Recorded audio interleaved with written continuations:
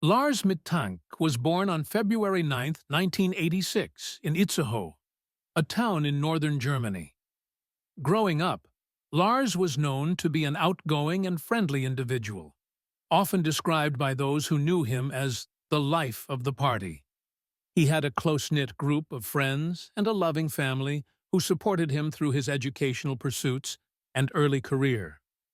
Lars completed his schooling in his hometown before moving on to vocational training, which paved the way for his career in the construction industry. Lars was known for his adventurous spirit and love for travel. His friends and family describe him as charismatic, with an infectious energy that made him popular in social circles. He was also an avid sports fan, particularly passionate about football, often attending games and supporting his favorite teams. Lars's lifestyle was active and social, with a penchant for exploring new places and experiencing different cultures. In June 2014, Lars Mittank, then 28 years old, decided to take a vacation to Bulgaria with a group of friends. They chose the Golden Sands Resort, a popular destination on the Black Sea coast, known for its vibrant nightlife and beautiful beaches. The trip was meant to be a relaxing break from work, filled with sunbathing, partying, and enjoying the local cuisine. Lars Mittank and his friends chose Bulgaria for their vacation primarily for its affordability and the appealing summer attractions it offered. Golden Sands, where they stayed, is renowned for its lively atmosphere, extensive nightlife, and beautiful beaches, making it a magnet for young tourists looking to enjoy a fun and cost-effective holiday. The group planned to indulge in the typical tourist experience, enjoying the beach, exploring local attractions, and experiencing the nightlife. Lars was accompanied by a close-knit group of 5 friends, all of whom shared a similar background and interests, primarily centered around sports and social activities. The dynamics within the group were generally harmonious, with all members bonded by years of friendship. However, like any group, there were occasional disagreements and tensions, particularly when under the influence of alcohol, which is common in settings where nightlife and partying are involved.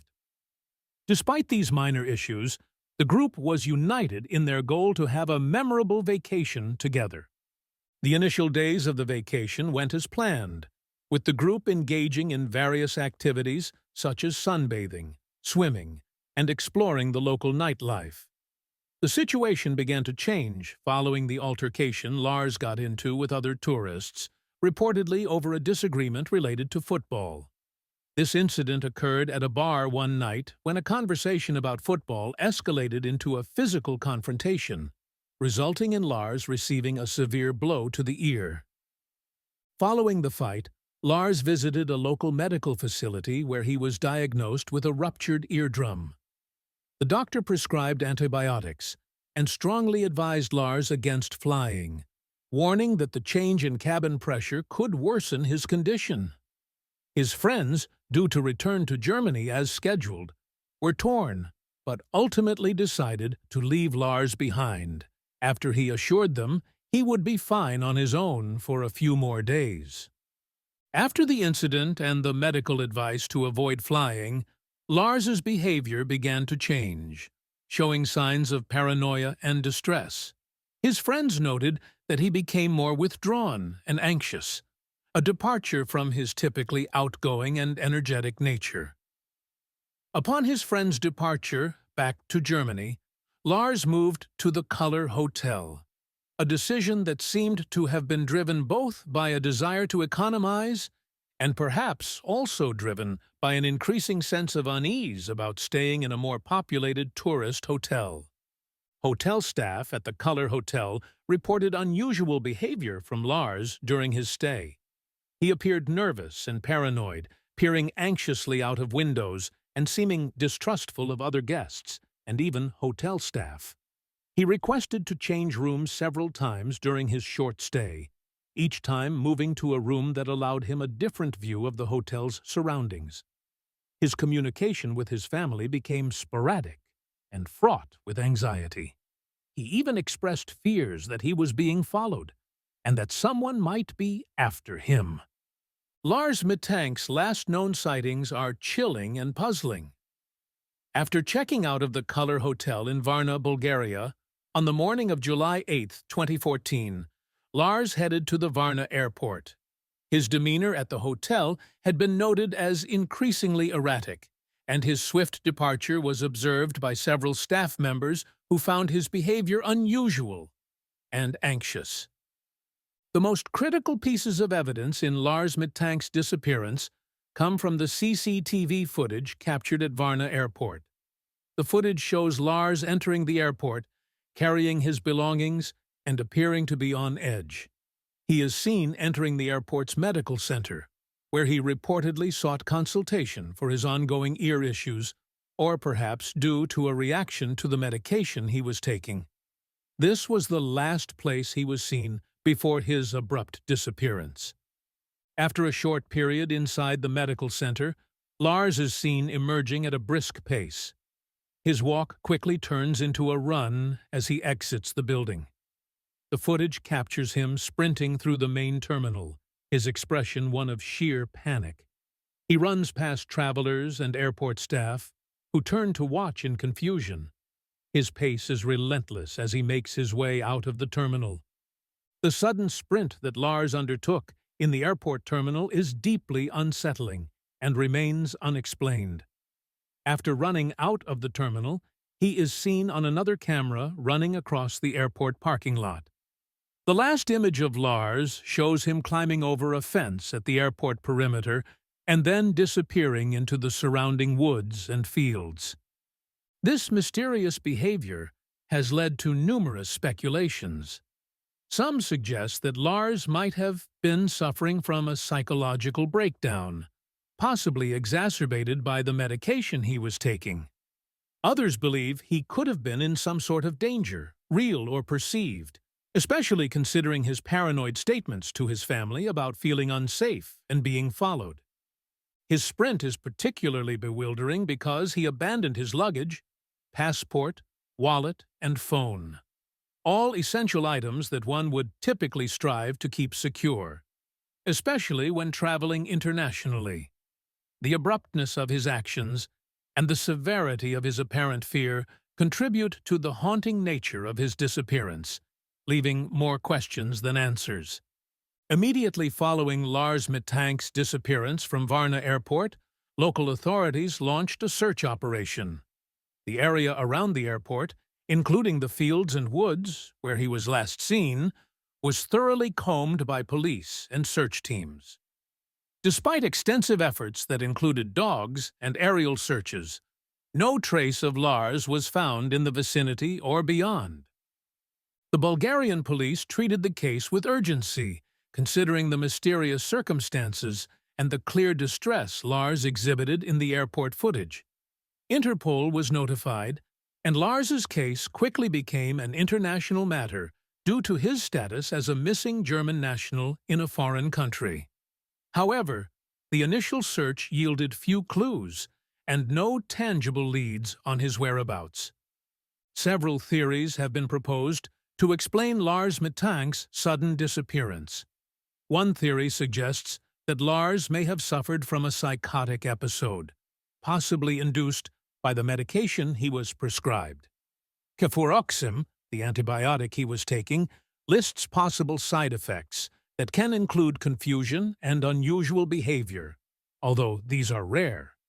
Another theory posits that Lars could have been involved in something more sinister, such as a drug deal gone wrong or having witnessed a crime, leading to his feeling threatened and the subsequent paranoia.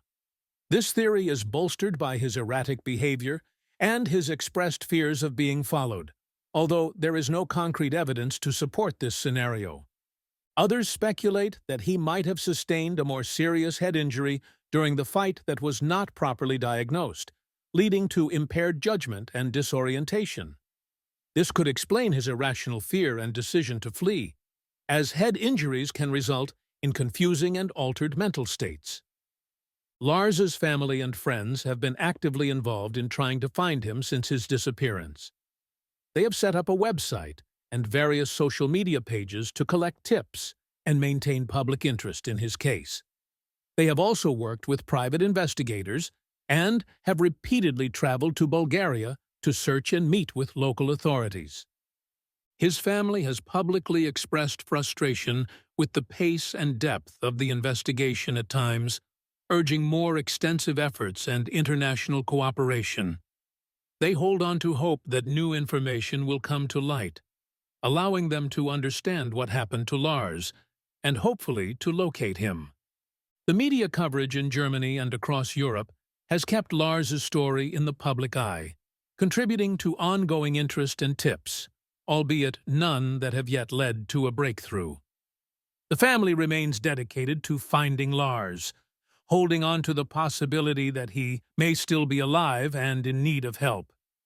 The evidence available from Lars Mittank's disappearance, primarily the CCTV footage from the airport, raises as many questions as it answers. While the footage clearly shows Lars in a state of panic, it does not provide context for his fear. His decision to leave behind his passport, wallet, and phone contradicts typical behavior of someone planning to go into hiding, as these items are crucial for travel and identification. The lack of physical evidence in the areas surrounding the airport also contradicts theories of an accident or violent abduction, as no traces of Lars have been found despite extensive searches. This absence of evidence has fueled further speculation about the nature of his disappearance and whether he might have planned it himself, although this seems less likely given his demonstrated state of panic.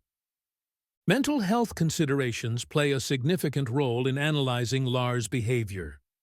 The stress of his injury, the fight, and being alone in a foreign country might have contributed to a mental health crisis. If Lars was experiencing a psychotic break or severe anxiety, it could explain his illogical perception of threats and his desperate escape from the airport. The possibility of drug involvement, either voluntarily through substance abuse or involuntarily through being drugged, has also been considered. However, there is no concrete evidence to support this theory, and it remains speculative based on the known facts of the case. Despite the years that have passed since Lars's disappearance, his family continues to hold on to hope that he might still be found alive. They have refused to give up the search, constantly pushing for new leads and cooperating with both local and international authorities. The family has also engaged private investigators and reached out to the public for help through social media and a dedicated website, which serves as a hub for updates and a place for the public to submit tips. The family organizes annual events to keep Lars's case in the public eye and to mark the anniversary of his disappearance. These events serve as a reminder of Lars's unresolved case and are a call to action for anyone who might have information. The ongoing efforts are fueled by a combination of hope, determination, and the desire for closure. The mysterious disappearance of Lars Mittank remains one of the most perplexing and discussed cases in recent history. Despite extensive searches, international media coverage, and the relentless pursuit of answers by his family and friends, Lars's fate continues to elude everyone involved. His vanishing at Varna Airport, captured on CCTV with his sudden, panicked sprint into the unknown, has left more questions than answers, painting a haunting image that has captivated the world. While the search for Lars continues, his story is a call to action for all of us, a reminder to remain vigilant, supportive, and continuously engaged in the mysteries that still need solving. The hope remains that someday Lars's family and friends may receive the closure they deserve. Until then, the mystery of what happened to Lars Mittank will continue to resonate as a stark example of how quickly a normal situation can turn into a profound mystery.